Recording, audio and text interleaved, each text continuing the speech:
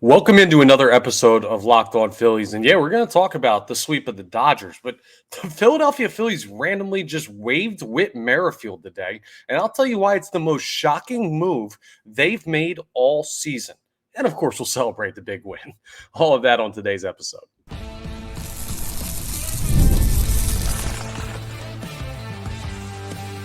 You are Locked On Phillies, your daily Philadelphia Phillies podcast. Part of the Locked On Podcast Network, your team every day. Yes, this is Locked On Phillies. I'm your host, Connor Thomas. We come to you live from the Locked On Podcast Network, your team every day. Thank you so much for checking us out. Really appreciate it. You might know me from my work over at 97.5 The Fanatic as well. Been doing sports talk radio in the city for a while now, over 5 years. 3 years as a credentialed Philadelphia Phillies media member, and happy to be here with you as your host of Locked On Phillies for the third straight season. Today's episode is brought to you by Booking.com. Booking.yeah. The right stay can make you a fan of any city, even your rivals. Check out Booking.com for your stay today. I know the big story right now, well, this morning with the Philadelphia Phillies was, man, they just swept out the Dodgers. What a win in the series. All of that is great. I love where the Philadelphia Phillies are at. We're absolutely going to get into that. But you kind of had an idea that the Phillies were asserting their dominance that series after 2 games. So to me, the bigger news of the day is we just found out a little over an hour ago that the Phillies just waived Whit Merrifield. An insane move. I did not see this coming remotely. I don't even know how to fully process this yet because it was so unexpected. I thought the Phillies could add at the trade deadline. I thought they could potentially, I don't know, move Whit Merrifield into a lesser role for the rest of the season. But this is shocking to me for a lot of reasons. It also tells me something about the Philadelphia Phillies that I didn't necessarily feel over the past couple weeks. And I may have to say that I was wrong about something, a way that Dave Dombrowski, John Middleton, Sam Fold, and the brass of this team are going to approach the rest of this season. So here's how I looked at the Whit Merrifield situation. I brought this up a bunch of times. I've even said, it was on the radio on 97.5 The Fanatic, I said, I'm 100% sure that Whit Merrifield is going to be on this team the rest of the year. I felt very, very confident in that. And I'll tell you why.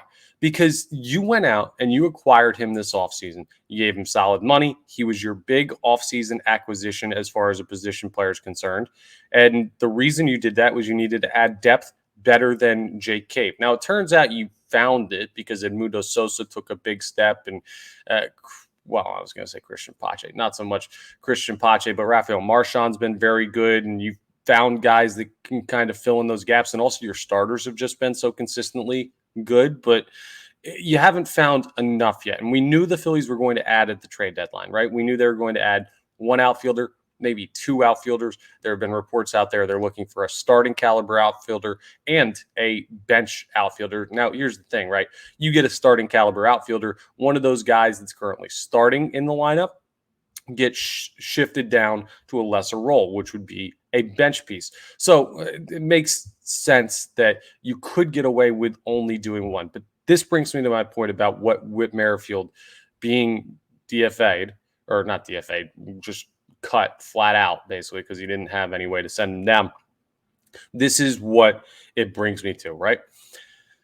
It's not so much that Whit Merrifield was playing well. That's not why I'm surprised by this. His numbers this year, he's batting 199. He's been consistently around or under 200, 277 OBP, 295 slugging percentage, 572 OPS. For reference, Garrett Stubbs batting 194, 259 OPS, 243 slugging, 502 OPS. I mean, they're not exactly the same numbers, but Whit Merrifield, the guy who was an all-star last year for the Toronto Blue Jays, is on this team, basically giving you the offensive production of Garrett Stubbs. He hasn't been great defensively anywhere he's played, so I understand. I'm not saying like, oh, Whit Merrifield was too good for this team to have let go.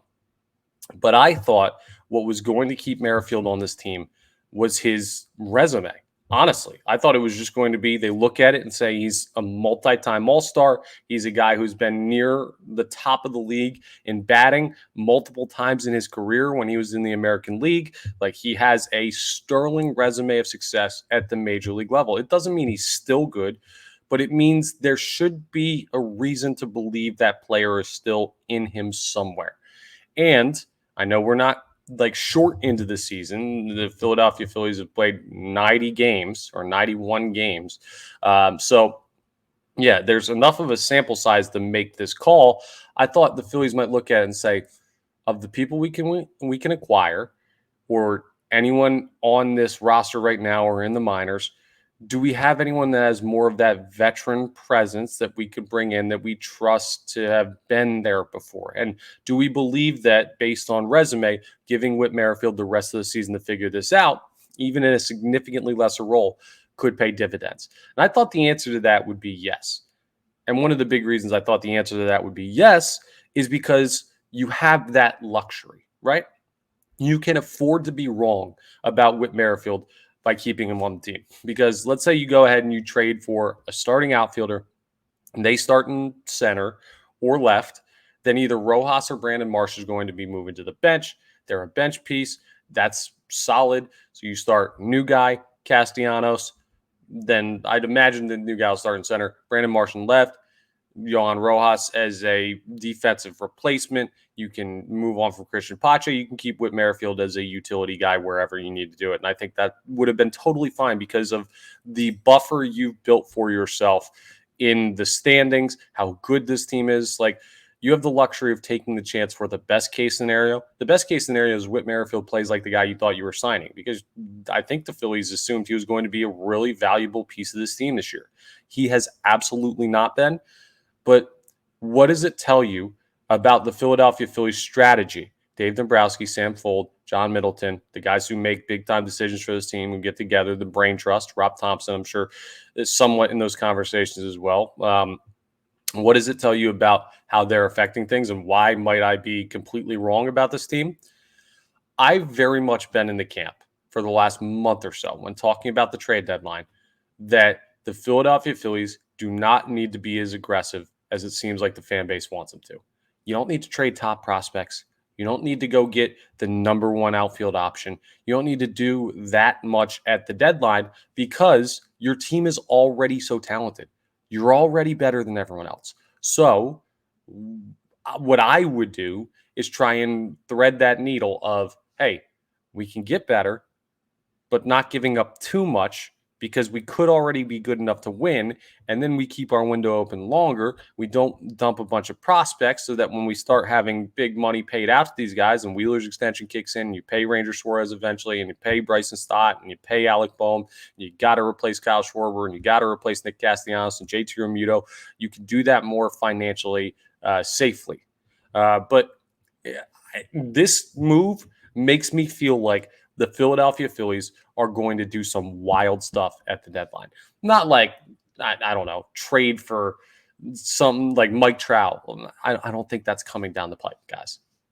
But I look at Luis Robert and I say, nice player to acquire, probably going to be too expensive. The Phillies don't need to go all out like for a guy like that because they're already this good.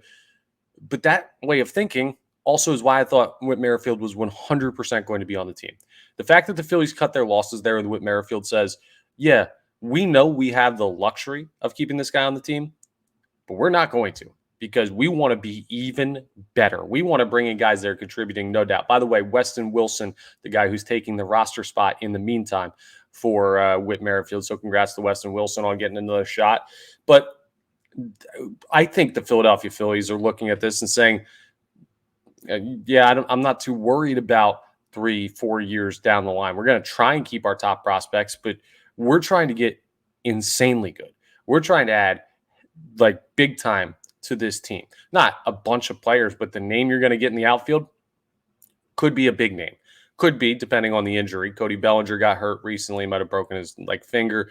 Could be a Cody Bellinger. Maybe the price is reduced because he's got some issues right now. Could be Luis Robert, could be Brent Rooker, could be Jazz Chisholm, could be any of these guys. But I see the Philadelphia Phillies being more aggressive than I even thought they would be at the trade deadline. My premise of they're good enough, so you can try and be greedy and keep prospects and also add slightly and be good, stay ahead of everybody else in the pack. Dave Dombrowski does not seem like he wants to let this opportunity for this team go to waste. And that's the whole idea behind cutting Whit Merrifield. That's the whole idea behind moving on from a guy who I think you could have gotten away with keeping on the roster and had it to me seemed like a low risk, probably low, but maybe somewhat high reward type of move to keep Whit Merrifield on this team. I don't know, man. It's kind of wild what they did today out of nowhere. I did not hear any rumblings they were going to cut Whit Merrifield. I don't know where this came from. I'll keep you updated if I hear anything about if it was anything. Who knows?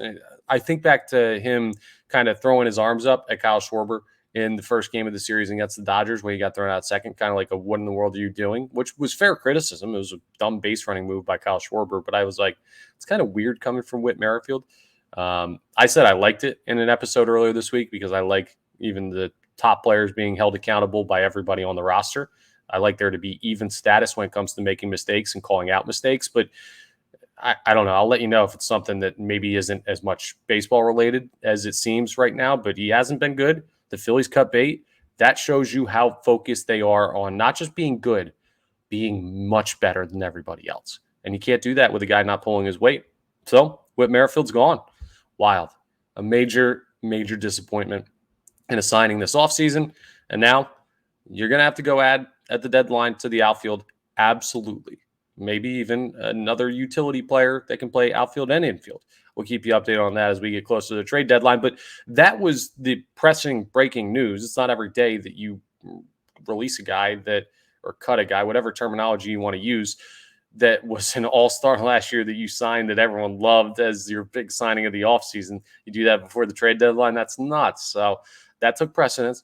But, man, the Phillies sweep out the Dodgers. How good does that feel? We'll react coming up, and more than react, we'll celebrate. It's a great time to be a Philadelphia Phillies fan. We'll talk about it coming up as we continue today's Locked On Phillies. First, let's talk about vacation and where you're going to stay. That's right. With summer travel heating up, especially travel for baseball games, it's time to explore those U.S. cities you always secretly wanted to learn more about. Yeah, we're talking about your rival cities: Atlanta, Miami, Washington, New York. Those are some great destinations. Atlanta, you want the mountains, you want some good food, you want some good music. Miami, you want some beach, you want some partying. And New York is New York, man. You can have a good time there anytime. Washington, a little history, especially we're just past the 4th of July. As much as I hate those baseball teams, I love those cities. And with hotels, bed and breakfast, vacation rentals, resorts, and so much more on Booking.com, you might just find your perfect stay, even in your baseball rival's city. The right stay can make you a fan of any U.S. city, even your rivals. So book today on Booking.com on the site or in the Booking.com app. Go ahead and check them out for your next trip, whether it's baseball related or just going on vacation. Booking.com is the absolute way to do it the best. So go ahead and check them out. I also want to talk to you about Prize Picks because they're America's #1 daily fantasy sports app. They got over 5 million active members. The Phils play the A's tonight. It should be a good offensive series for Philadelphia, maybe a good everything series. And Prize Picks, it's super easy to go ahead and make money. You're not playing players or anything. No, you're just playing against the numbers. You pick more or less on a bunch of different player stats. So 2 to 6 player stat approximations. They'll tell you, okay, Bryce Harper's projected for, I don't know, we think he's going to have 1.5 hits tonight. You can say, okay, more or less. And you go on Prize Picks and you pick that and you get it right and you pick a couple of them. You can win a lot of money. You can now win up to 100 times your money on Prize Picks with as little as 4 correct picks. So you can turn $10 into $1,000. So let's say tonight, let's say Bryce Harper has 2 hits, Trey Turner has 2 hits, Kyle Schwarber hits a home run, and Ranger Suarez strikes out I don't know, strikes out more than 6, the number, whatever it is. And you put those all together, you get it right. you're going to have yourself a darn good night because you can go ahead and turn $10 into 1,000. You got to check out Prize Picks, and it's even better than that, right? You can do different sports. It's not just baseball. You can, when football season rolls around, we're only 20 days away from the first preseason football game. Could you imagine? You can do it with different sports. You can mix and match. You can do all kinds of stuff on Prize Picks. They've got different deals and promos, everything you need to play daily fantasy sports the most fun way possible. And if you download the Prize Picks app today and use code LOCKEDONMLB, you're going to get a first deposit match up to $100. That's code LOCKEDONMLB on Prize Picks for a deposit match up to $100. Pick more, pick less. With Prize Picks, it's that easy. So the Philadelphia Phillies took care of business against the Dodgers. I know some of you might be like, I can't believe you didn't lead with the sweep of the Dodgers. Here's the thing, right? My big reaction to this series was winning the series. The sweep is always, there's an element of randomness in it. One thing doesn't go your way 2 days ago in the 4-3 victory, and who knows, one thing or two things. You don't get a line drive double play yesterday. That was very, very lucky with Jeff Hoffman out there on the mound. Like, who knows what happens in that game. So I just look at winning series. That's the big victory to me. But sweeps are even sweeter. And the Philadelphia Phillies have announced their dominance. Yesterday I talked about, have they shown they're the clear-cut, like, best team in the National League? No debate anymore. And my answer to that was yes. Well, the team backed me up yesterday by winning 5-1. Let's talk quickly about how they did it. Let's get the pitching out of the way because there's something more fun to talk about than what the pitching was. But Aaron Nola was really good. 6 innings, 4 hits, 1 earned, a big out against Shohei Ohtani in a big spot, 9 strikeouts, a great performance by Aaron Nola. Then Matt Strahm, Jeff Hoffman, and Jose Alvarado came in. None of them allowed a run. You looked really, really good. Like holding that Dodgers team to 1 run in 2 of the 3 games of the series. Outstanding. They only allowed 5 runs as a pitching staff in this entire series. So great work by the Philadelphia Phillies. A little bit of luck with the line drive to Bryson Stott when Jeff Hoffman was in a bases loaded jam. Bases loaded, 1 out, line drive, double a guy off second, and you get out of it. Like, that's the kind of stuff. I talked about the triple play against the Detroit Tigers earlier this year. And I said, doesn't it feel like this team just has something special about them? Like, special things just happen. You start to get this feeling, this magical feeling. Not, oh, this team's so good, they just beat teams. Like, when you have that 10-1 victory on, what night was that? I'm an idiot. On Tuesday night, that's going to be a game where you come out of saying, oh, man, this team is really, really talented. They're really, really good. They're better than the Dodgers right now. They have a great offense. But when you see moments where it's just like bases loaded, 1 out, big spot in a game, dude hits a ball in the nose, and next thing you know, it's in Bryson Stott's glove, but it's hit low enough to the ground that it looks like it might have bounced, so the guy on second doesn't freeze, and then you double him off, and you're out of the inning. Like, it's just stuff happens to fall the Phillies' way this year. It's hard to watch the season and not feel like there's some magic happening. We're going to talk more about magic that's even outside baseball coming up when we preview their matchup with the Oakland Athletics. Game 1 of that's tonight at 6:40 p.m. But back to the game against the Dodgers. The pitching, outstanding in this series. They did an insane job against the top of the order. I believe Shohei Ohtani, Will Smith, Freddie Freeman had 10 strikeouts combined, no extra base hits. They might have been like 5 for 28 or something in this series. Those stats courtesy of Corey Seidman. I'm giving that from memory because I don't have it in front of me. But like, to do that against the Stars, incredible. And Rob Thompson talked about the pitching staff in the series, and he said like that was the most impressive thing to him, was taking care of the top of the Dodgers lineup. Now, that's the wrong answer. All due respect to Rob Thompson. He's looking at the team as a whole. But to me, the most impressive part of this series was one Trey Turner last night. My goodness. The second batter of the game for the Philadelphia Phillies, Trey Turner, who went 2 for 4 last night, just like he did the night before, hit another home run, another RBI, another run scored. He's batting .348. He is the hottest hitter on planet Earth right now. If July was only 12 days long, Trey Turner would be the player of the month for July. Now, it's longer than that, but you got a couple days in there that'll be the All-Star break. So Trey will get to go out to Texas and continue to see live pitching because he's going to play in the All-Star game, at least for a couple of innings. Cuts down on the time. Like, dude, if he has, I don't know, another week and a half of performance like this, you're going to have 3 straight Player of the Month honors in Philadelphia. Bryce Harper in May, Bryce Harper in June, and Trey Turner has a very good chance to win it for July. If this keeps up, we're not even halfway through the month, but he's been unbelievable since coming back from injury. He's been better since coming back from injury. That doesn't happen, folks. And everyone in the Phillies lineup had a hit besides Garrett Stubbs. Kyle Schwarber, 1 for 4, a bomb home run. He's on fire. Like, he just came back from injury. He won't cool off. Bryce Harper, 1 for 4. Alec Boehm, 1 for 4. Bryce Stott, 1 for 4. Nick Castellanos, 1 for 3 with a run scored, walk as well in there. Brandon Marsh. I've been telling you this guy's an everyday player. I've been telling you the biggest misstep on this team.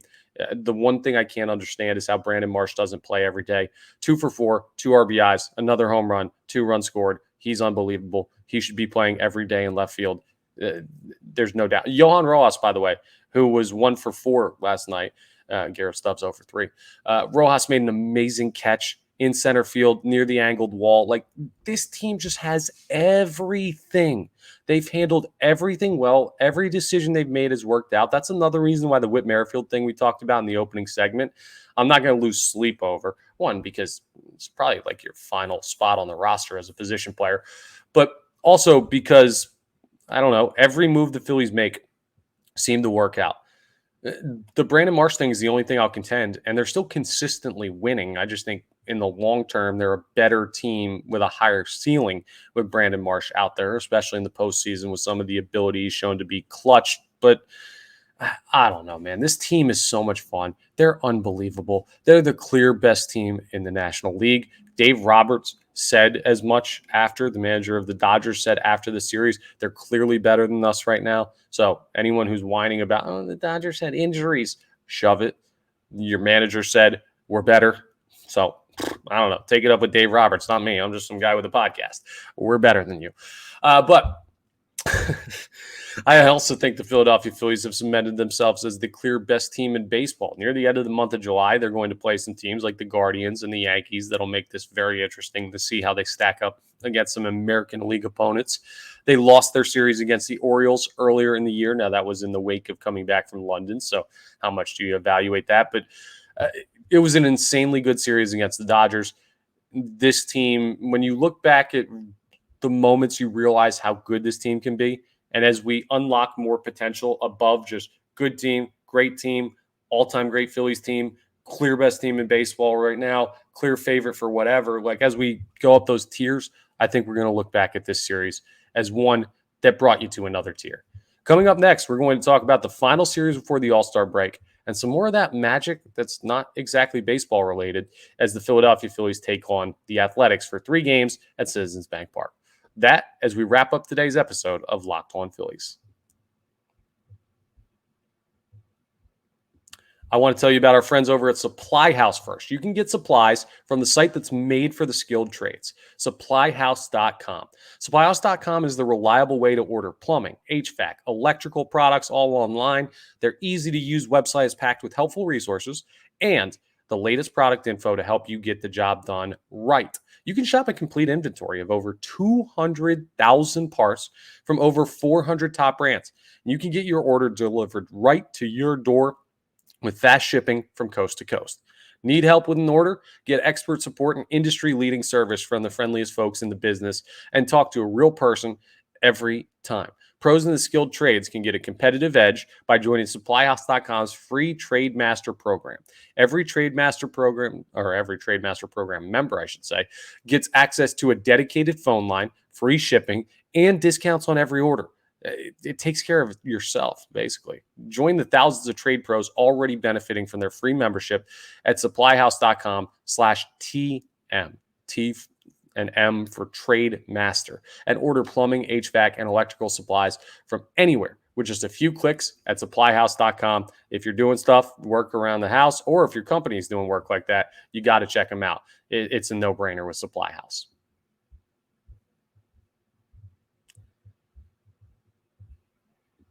Also want to tell you about FanDuel because I love sports. I love them so much. I never want them to stop. But as the NBA playoffs have wrapped up and the NHL Stanley Cup Finals have wound down, that sports aren't sports like they used to. It's the slow time of the sports season, which as a baseball fan, everyone's probably like, slow time? Well, no, but it's slower. And that's why FanDuel is going to help you out, right? They want to make sure that you enjoy sports year round, whether it's one sport going on, the best sport there is baseball, or all the sports going on. And FanDuel lets you keep the sports going whenever you want. All you got to do is open the app and dream up bets anytime you're in the mood. This summer, FanDuel's hooking up all customers, not new customers, no, all customers with a boost or a bonus daily. That's right. There's something for everyone every day, all summer long. So head over to FanDuel.com and start making the most of your summer deals and all of that great stuff with FanDuel. They're America's #1 sportsbook. Check them out. Let's wrap up with this talk and the preview of the series with the Oakland Athletics. Now, you know what's nuts?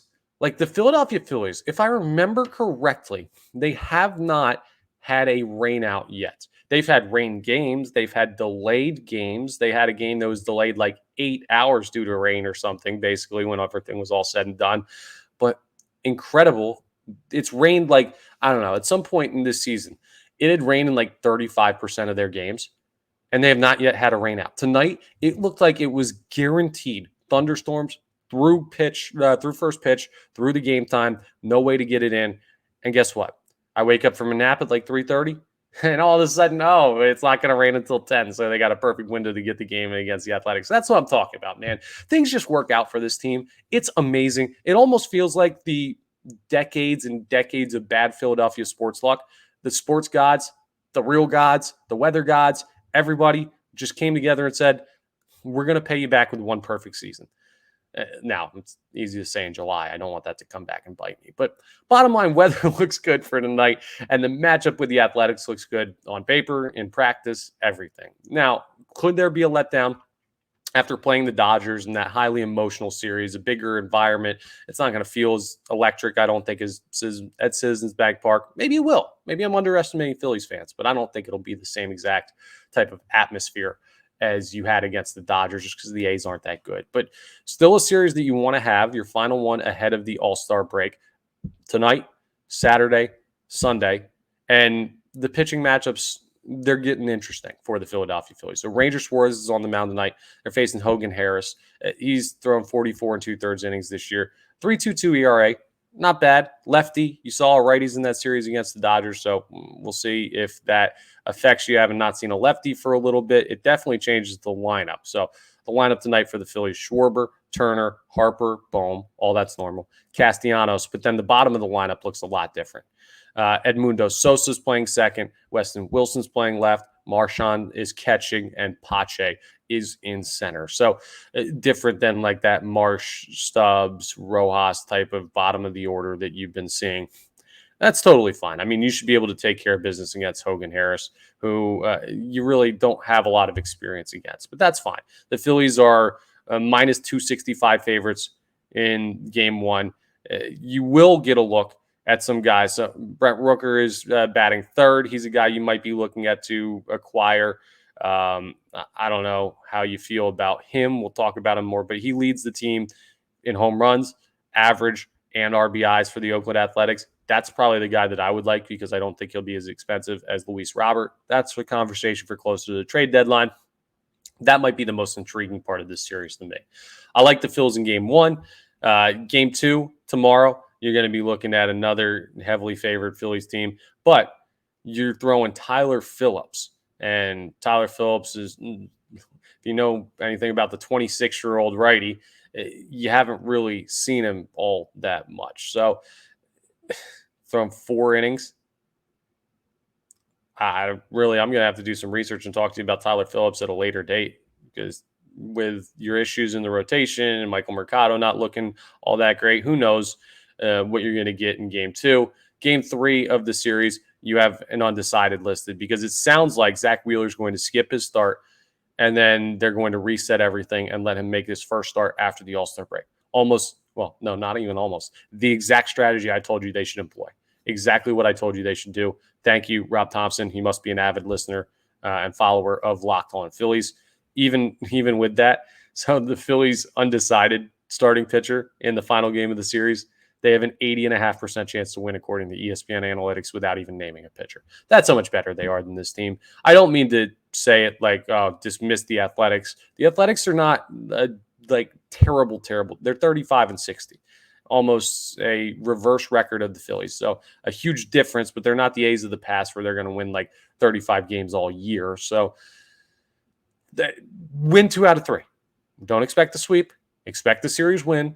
If you don't have it, it would suck to lose a series to the A's at home. I don't think the Phillies are going to do it. This team's a monster. I'm past the point of saying trap series. I'm past the point of saying, oh, this could be a misstep. They're a machine.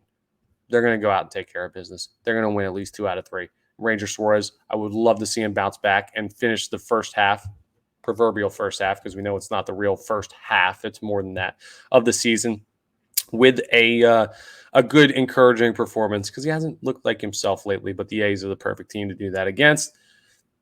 That's pretty much the long and short of it. So enjoy some baseball this weekend. I'm going to try and get an extra episode out just because we have the All-Star break coming up, and I haven't really had a chance to preview the stuff that's going on there and the guys going. I've mentioned it, but there's always something to talk about with this team. So keep an eye out for another episode this weekend. But that's all for today's episode.